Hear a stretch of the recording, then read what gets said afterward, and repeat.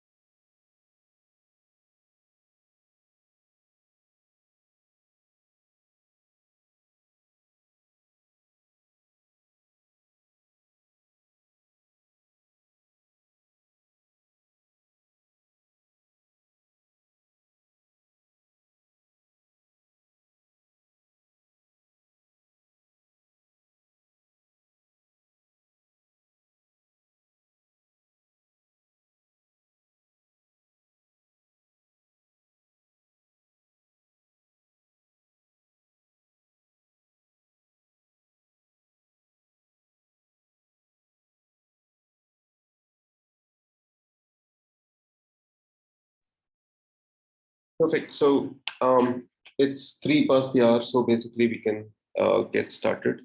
So very good morning, everyone. So for people who are basically joining in for the first time, I'm Shiva. I basically run technology for CyberCNS, and along with me is my team who basically work on the product. And what we generally do is that I'm going to give you updates on the product during the first 15 to 20 minutes. And then we'll also talk about how we're basically going to evolve this particular platform going forward so that it becomes more valuable for partners. And what I'm looking for is basically feedback from you folks in terms of how basically this is, how useful will this be? And then let's basically kind of look at all the updates that we're going to basically bring in the next couple of weeks. So without much ado, I'm just going to share my screen. Just going to share.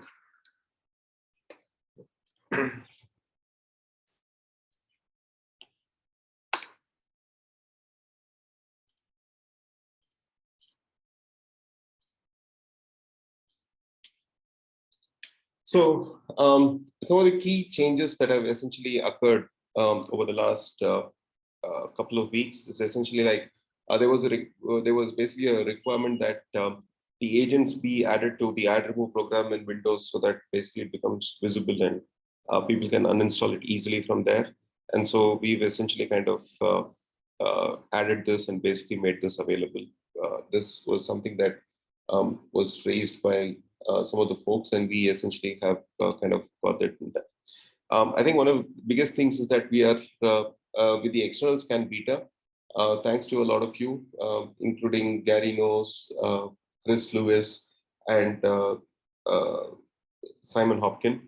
All of you basically gave us some excellent feedback. So basically the external scan basically is now has been upgraded even further. So you can essentially see kind of a new view of the external scan. You see all the open ports, what are critical vulnerabilities, high vulnerabilities.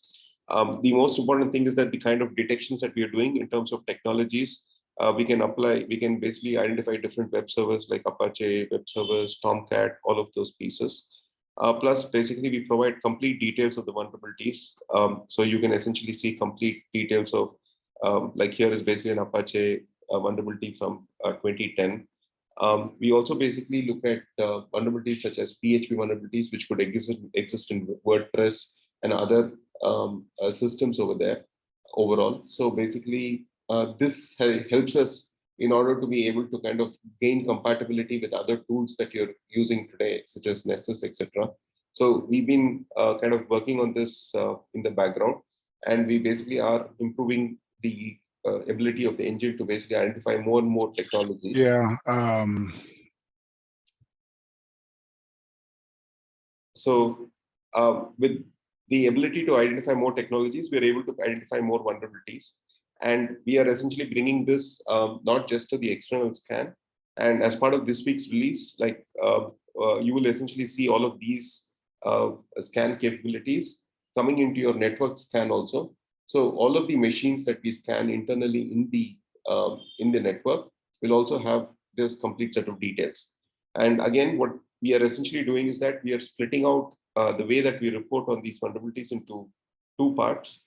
One is essentially what we call as a summary, so which looks like this.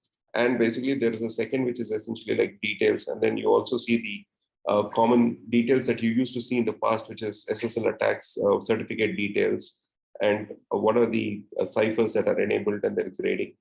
And so the entire set of details that are required for you to essentially do an external scan is now available. And this basically can, again, thanks to Dennis, we basically have introduced the 3 modes. So you can essentially do it in the quick mode, or you can essentially do a detailed scan, or you can basically do a complete full scan. And the only difference between the 3 of them is basically the amount of time it takes, because it basically takes a set of ports versus basically a subset of ports versus doing all the ports. So our recommendation generally would be to kind of do a subset, the scans, basically the subset of ports, the normal scans normally, and then you could probably on a monthly basis schedule a deep scan. So that's basically up to you, but that would be kind of a the best thing that you could essentially do in order to kind of get results which basically really matter. Now, the second thing that we've actually been working on is, if you remember the way that we had integrated Azure Active Directory, it was, I would say, a little flaky and funky, because we were basically pulling the data dynamically at the time when you were essentially kind of pulling, like when you're clicking on the particular section. The problem with that is basically twofold. One is essentially we were depending on Microsoft to make the data available quickly. Second is we were basically not identifying changes on our own, but basically relying on Microsoft to basically provide us with a list of changes which we were listening to. So we've kind of changed this entire module and basically gone through a rewrite, where Azure Active Directory is now basically like Active Directory. We basically collect the data and then push it into Elastic. So there are 2 advantages to this. One is, while we are able to provide new dashboards which are basically compatible with what we're doing with the normal Active Directory, it also allows you to basically pull that data and basically play with that data and create new dashboards using the Azure Active Directory data. So an example of some of the reports that we've started building is basically like audit logs, computers, groups, role assignments, user data. We also have bringing the complete details of licenses, and basically what are the licenses, what are the categories of licenses, and all of those. And you will get reports on those too. We are also basically working on getting a whole bunch of Office 365 compliances built out using the data that we're collecting from this. And we will be presenting some of the samples of those reports in the coming week. And I'll explain to you as to how we'll go through all of those pieces as we go forward. And this is an example of kind of the data that we have. You can basically get the complete list of users in Azure. You can get all the computers, which are basically, if it's managed in Intune, not managed in Intune, what are the asset IDs, all of those details. The other thing that the team has been working on in terms of integrations is basically we got a lot of feedback that our product needs to integrate with this tool called Nucleus Security, which provides a view from a risk compliance core perspective where you can aggregate multiple tools together. So we actually have worked with the team at Nucleus Security, and thanks to Jason Whitehurst, who basically introduced us to them and basically got this going. We basically are now able to push the data into Nucleus Security. So you can basically kind of integrate the credentials, provide the company mapping. And once you basically provide this company mapping, we automatically push the data into Nucleus, into the Nucleus dashboard. And then you can essentially see here, basically the source that you see is basically CyberCNS. So it basically kind of shows you all the data from this particular source. And so you can, you see all the Nucleus risk score and then the CVSS scores. And then you have all the vulnerability information that we have in our system also being pushed into that system. So this way, essentially, you have a different way of visualizing this data. Or if you're using this as a risk and compliance dashboard, then this becomes it becomes easy for us to essentially push the data into it and for you to basically use this data. So this basically was something that we worked on, and we are also pushing the complete asset data into this. So you can essentially kind of use this asset data within this dashboard. So this integration will basically become live at the end of this week. The next thing that we've also done is that while we were essentially looking at multiple tickets which were coming in, one of the things that was coming up in a few cases was essentially with respect to firewalls. What we noticed was that the firewall integrations are basically at a global level. And unfortunately, when people are integrating the firewalls of a particular client, all the clients' credentials are basically available at a global level. And they are not able to basically kind of say that this, essentially, I want to make this credential visible only to this specific user or this specific user in this company. So now what we have basically given the capability is that a new integrate firewall screen is available under firewalls, which is basically in the normal company view itself. So you can actually add a firewall from here instead of basically having to go to integrations and the global view. And that way, what happens is that when you basically integrate the firewall here, if you have access, you as an admin have access to this specific company, then you will be able to add firewalls for this company and manage the credentials only for this company. So this allows the flexibility for us to essentially kind of create this going forward, where we can essentially put this together in a nice format. And so you can add firewalls, you can basically remove firewalls and basically provide the access to IT admin. This is especially useful for if you're an MSSP player, because what happens when you're an MSSP is that the actual credentials, etc., are managed by the MSP or by the end client. In that particular case, you can essentially provide them access to this whole thing. So this was another feature that we essentially added last week, and this is live. So going forward, what we are planning is, because there was basically quite a bit of feedback, and this was raised by Andrew Vatasco and a couple of others also, in terms of will we have planned release cycles, and also basically the whole fact that we basically go through a cycle of calls, we cancel a few calls, etc. So we essentially kind of sat through and basically walked through what we want to basically do.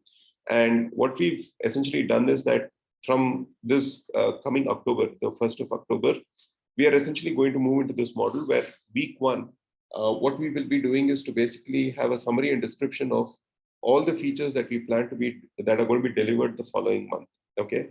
And what we are going to basically do is review it with all of you, take your feedback, and then prioritize it based on the feedback that you folks provide us. And then we will essentially take that back to the take it back to our team, where we will start development on this. So week 2 and week 3, we basically plan to kind of move it into a little bit more of a mode where we can basically give back and basically do what people call a security training. But we will be running a series which is called True Security, where we'll be focusing on coaching on the fundamentals of security. And what I'm talking about fundamentals of security is, it's not about product, it's not about just saying that this new standard has come or that new standard has come, but essentially going down to the fundamentals to say, for example, what is a certificate? How do you generate a certificate? Why is a certain certificate valid or not valid? Why are certain ciphers considered insecure? So giving you the why behind all of the things that are happening, while it may be very technical in some cases, we also will basically give you the context of what is the business reason for why that particular thing has to be done. So the reason we wanted to do this is to basically say that, okay, when it's not just us, right? You basically get, you probably get 50 or 60 vendors who are talking to you, but everybody claims that their product is the best, and they basically claim so many things, right? Just as we do.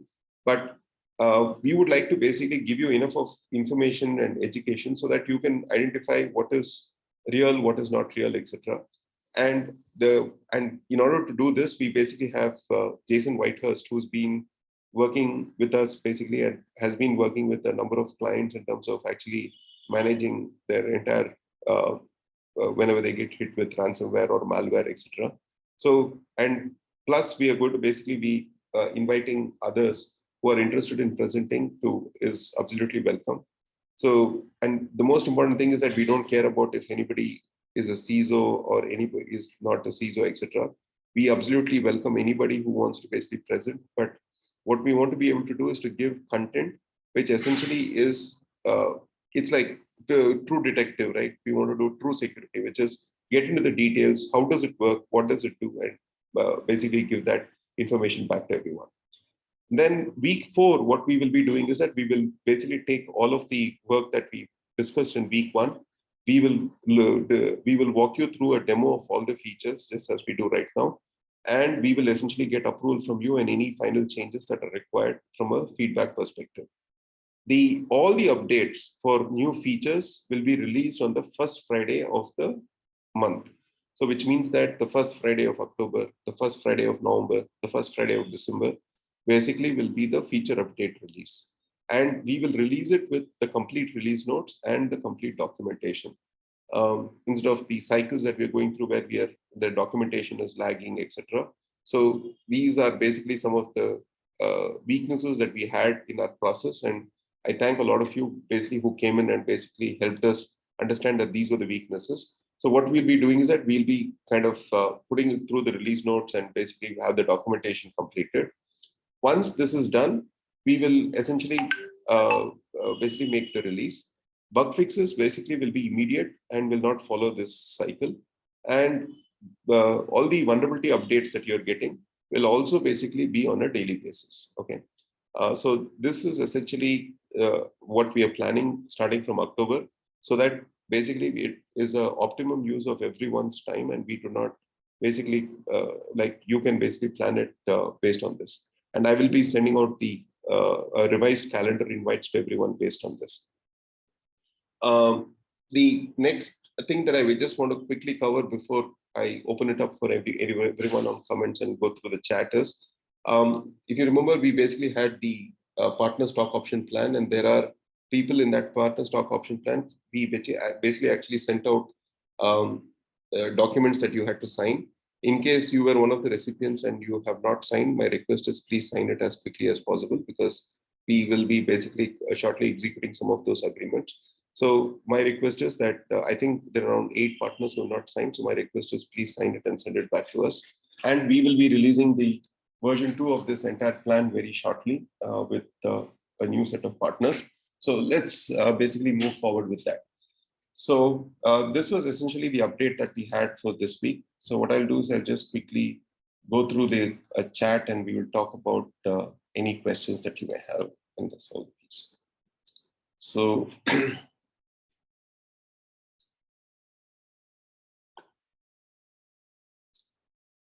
so Dennis had asked, will this include M365 events like suspicious logins, new forwarding rules, new app downloads, etc.? Yes, Dennis, this is what we are working on. And in fact, basically any new, even from an Azure perspective, even to the extent of we are looking at Power Apps, any new Power Apps which are installed, etc. Because one of the threat vectors that we've been noticing, at least in some of the regions over here, is like people have no control over Power Apps that are developed by people. So that entire piece is done. So Sean says, Sonic Wall, is it API or SSH? We have FIPS enabled on ours. Sonic Wall basically has both API and SSH. So basically, depending on the version and the model, it essentially uses one of them. So if you can let us know what is your model, then we can tell you what exactly it is using. Then will it include the ability to report MFA status on M365 accounts? It's already there. In fact, we have a dashboard which essentially shows all accounts where MFA is not enabled. So that dashboard will be released this week, so you can actually have the complete view of all MFA enabled status. So would it make sense to migrate the M365 integration for the company dashboard as well? For the same reasons, non-CSP, I think CSP integration would need to be continue to be in the global portal. Yeah, we are having new dashboards under the company level. And we also will have global dashboards, which basically show overall compliance of Azure AD and Office 365. So we are doing both. We are not essentially doing this.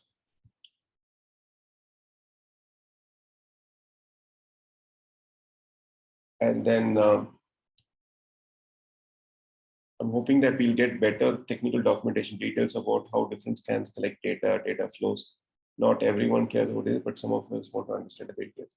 Dennis, honestly, I have written a white paper, which is there in the documentation, which says how CyberCNS collects the data, where I've detailed every single piece of data that we collect and how we collect that data. So in case, I will basically send that in a DM to you. In case that data is not sufficient, please let me know. I will essentially kind of go through that data. If there is anything specific that you need, then we are absolutely happy to provide that data.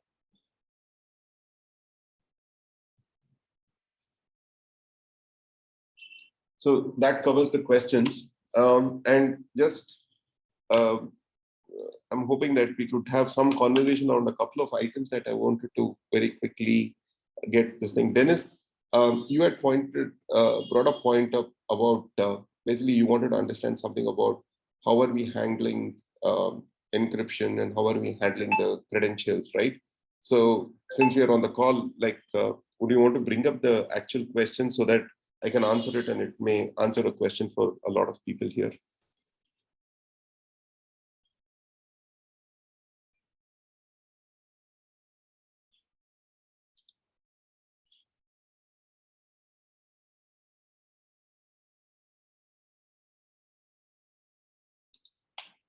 Hey, Dennis, you're able to come off mute?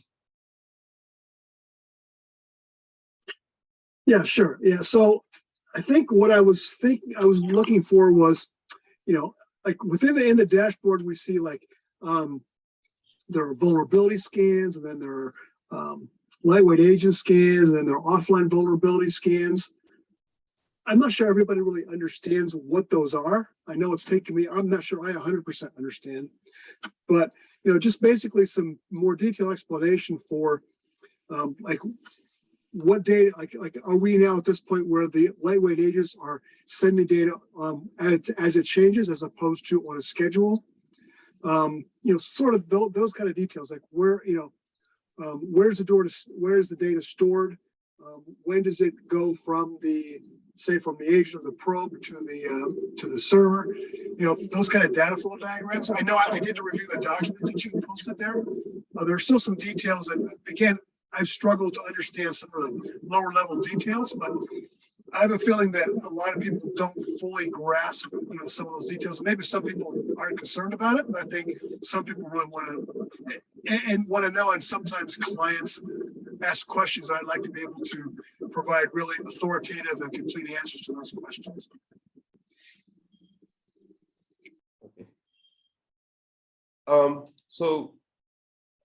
Dennis, the answer to that is basically, as you would imagine, basically this is like multi-layered, right? So the first thing is that when you there are different credentials. First is, let's talk about users. When you add users and where their credentials are stored. So users and their credentials are stored inside of Keycloak. Keycloak essentially uses a Postgres database. And that Postgres database is basically running on RDS in Amazon. And basically that is all of the user data is encrypted on that particular database. Again, the way that we use a Keycloak is not as a single tenant application, but we essentially use it as a multi-tenant application. So what that means is that for every partner that logs in, you essentially get your own tenant. And when you log into Keycloak, the only tenant is only your tenant is basically accessible to you. And that is the reason for why basically when you go to the mycybercns.com, it asks you for a tenant, because only when you specify the tenant can it lock on to your specific version of the Keycloak instance and then basically provide you with the data. Otherwise, so you cannot basically, it's not an open login system. So it's basically tied to the tenant. So unless you are basically going to your tenant's login page, you cannot essentially log into your system. So that's basically how we isolate the data from a user login perspective. Now, once Yeah. yeah. Oh, sorry. I think we have good documentation for the data flows at the server level. I was looking at it more from the perspective of the data flows on the local network, like how data is collected. How the probes collect data. I understand how the dissolvable agents work, but I'm not sure everybody knows that how the probe works. That it basically logs in over port 445, installs a dissolvable agent. That agent collects data, and then that agent is removed. That's partially documented, but I was just looking for better documentation of the data flows, because when we talk to clients, they're less concerned about how things are being managed at the server, on the server side, but they're very concerned about what's happening on their local networks. Like, what kind of, what does this probe do? This is the question I get. What is this probe going to do when you install it on my network? And I like to be able to provide really good detailed data flows for here. It's going to do this and this and this, and the data is going to be stored here, and it's going to go to the server. That kind of documentation seems to be still a little bit lacking. Understood, Dennis. So what we need is basically from an agent, especially a probe perspective, how is the data flowing from the probe to the end machine? How is it going back? And from the probe, how is it going to the cloud? And for example, the lightweight agent, it will be just basically between the lightweight agent and the cloud. So essentially the data flow and basically the mechanics of this thing. And plus, for example, if you're talking of like devices which are Linux or like the Cisco devices, then the communication protocols between that and basically what ports is it basically touching. So one diagram which shows the whole thing and a description of each of those interfaces is what you're looking for, right, Dennis? Yeah, I think we have that document. There is a good diagram for the server side. We don't have a similar diagram for what's happening on the local network. I will update that, Dennis. I will update that by tomorrow and basically send you a version. And if you think that is good enough, then we will publish that version. Yeah, I have basically, again, I have a couple of clients who are very diligent about wanting to know. So I've basically written out all that documentation, but I want to make sure that I'm accurate in some of the things that I'm saying. Absolutely. So I'll make those updates in the documentation and send it back to you.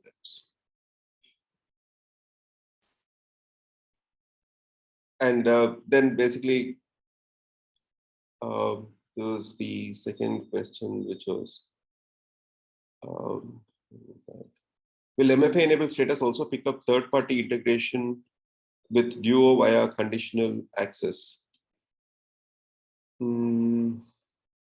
Chris, can you just explain this? Because you use basically Duo as an authenticator app, right? Is it something else that you do with Office 365 in terms of integrating this with Duo?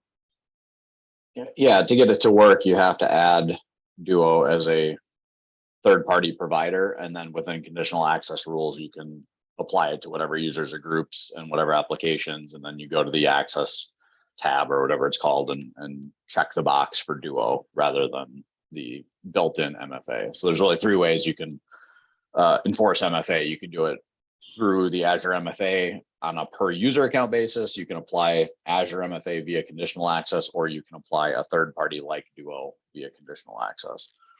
So we kind of have a mix of all three of those across our customer base right now. Okay, so what we'll do is that we'll explicitly test this before we release it.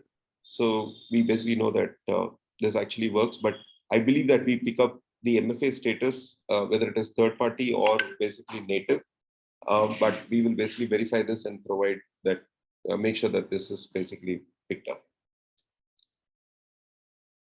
Okay, thank you.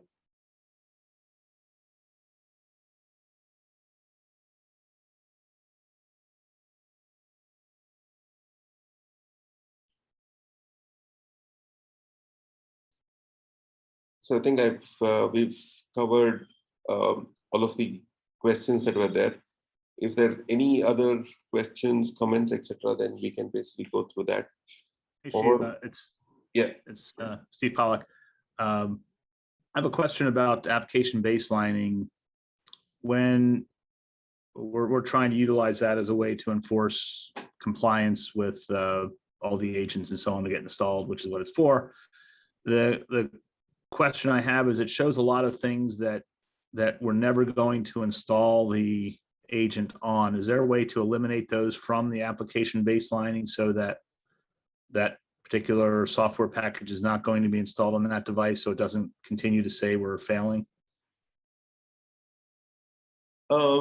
So Steve, is it because, like, for example, you're saying that there are some Cisco routers or some of those devices on which it can never be installed, so it's showing up those devices as non-compliant? Sometimes it'll show, it might show a server that we're not going to install something on. It might show it actually shows iPhones. Sometimes it's showing a device that won't accept. It's not showing a Windows device. It's showing some other device that obviously is not going to get the software or service that we're trying to check for. So therefore, we never get a clean 100% list of the application baseline. So in the application baseline, you can define basically for which OS that particular application baseline is applicable. So Yes. that would filter out a subset of these. But if you're basically still beyond that getting a further filter, there are two things then I can basically see. One is essentially there is a choice that you say that I don't want to install it on these machines. And so we'll basically provide an exclude assets list where you can essentially give the list of assets that you want to exclude from this rule. And the second thing that we can also do is to basically say that exclude certain asset types, which essentially could be that if it's a phone or if it's this, etc., then we don't want to read this thing. So we can add some exclusion rules. Let me work with the team, Steve, and basically come back with an idea by end of day tomorrow. I'll send a mail to you. And if you're That'd be great. I'll try to get a list of what I'm seeing and see if that's of any help to you and send that over. Absolutely. So if that's the case, then I will send that over to you tomorrow, and then we can, if you're okay with it, then we'll basically put this in this week's development cycle and basically get that out. And then one other question. I know long ago you told me I had a brilliant idea, and that was to show a graph of the progress on reducing in the remediation, where on a patch Tuesday, where all of a sudden we were doing great, and now our RMM tools slowly rolling out a patch to show that that remediation is happening in a graph pattern on that remediation page. Did we ever do that? Steve, honestly speaking, that I think we built out that graph, but we never released it. I will basically, in the remediation page where we show the different operating systems and that table, we will basically push that graph and basically put a graph. So I'll put it as a 30-day timeline. So that'd be great. Just to show, when you show it to a client, you can say, I have a trend, I'm trending down. It's actually doing what it's supposed to do. Got it. That's great. Thank you. So Henry, this actually we fixed, and I think I sent you a message on this. For application baseline rules, you basically, we have global rules, and then you have company specific rules. If the company specific rules are basically in conflict with the global rules, only then the company specific rule will be applied, else all the global rules are applied.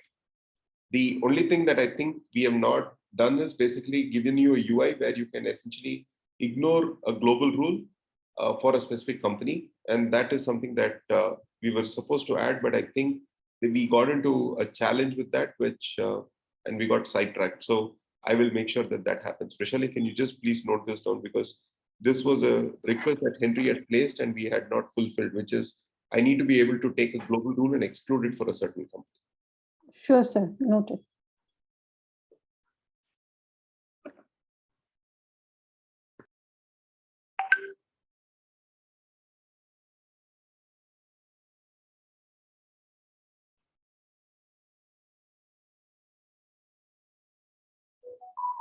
So Chris, you basically are tagging the desktops and you're getting them extruded from the baseline rule. So is that working for you right now?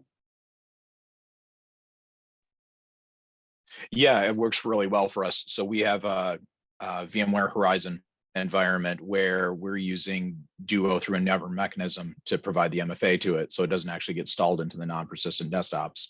So by tagging those in CyberCNS, I can exclude them from our application baseline and still get any machines that are missing Duo for Windows without a bunch of false positives. Understood. So Jerry, you had asked for the AD report that includes GPU objects. This was done and released also. So what I will do is that I will basically get my team to basically either get on a call with you, and we'll also send you a document as to where that report is. It's there in the standard reports, and we basically also created, I think, a couple of things in the report builder. So I will send you details on that. It was this was already added post your request.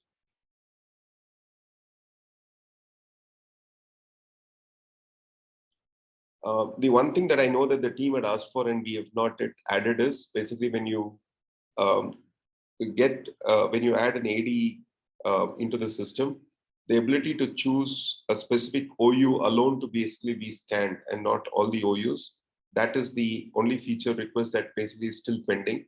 And that is basically coming up in the upcoming release. So we are basically adding that particular feature.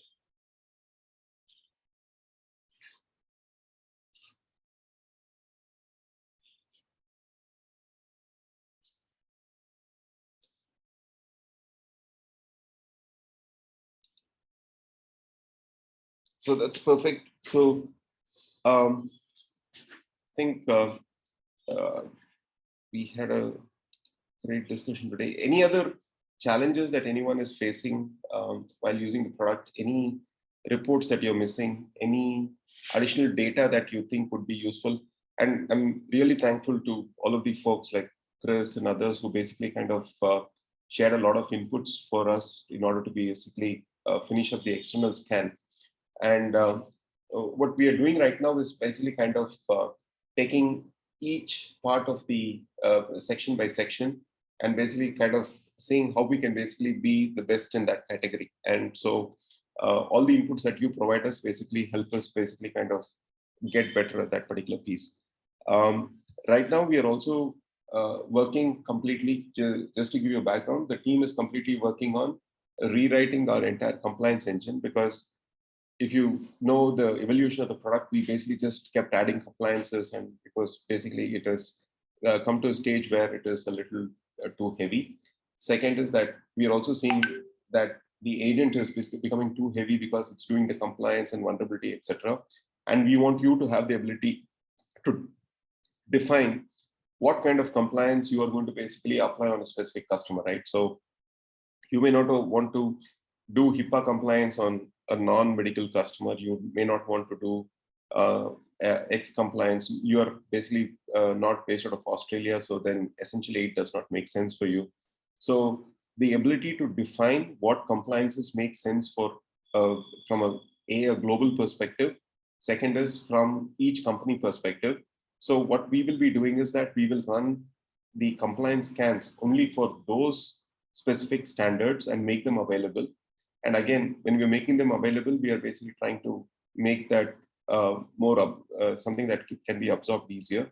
And I'm just being very honest. We looked at the way Nucleus is showing some of the data, and we think that we can also represent the data in a much better fashion, especially from a compliance perspective, so that you can essentially get a complete view instead of the kind of view where we have to go back and forth. So we are working on that kind of a view to basically bring that out. So this is essentially what we have.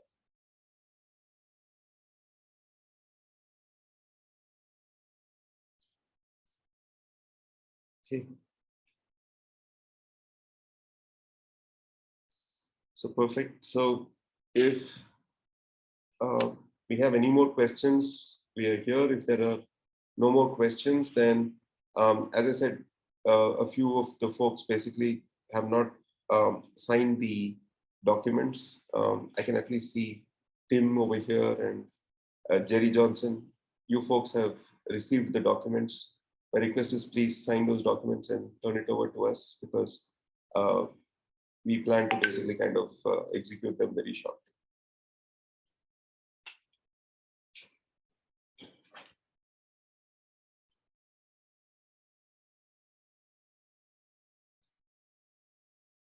Perfect. I'll basically send this out again today.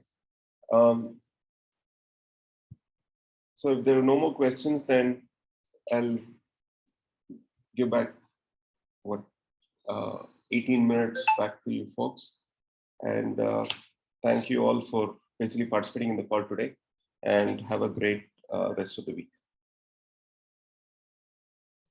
Thank you, Shiva and company. Thank you very much.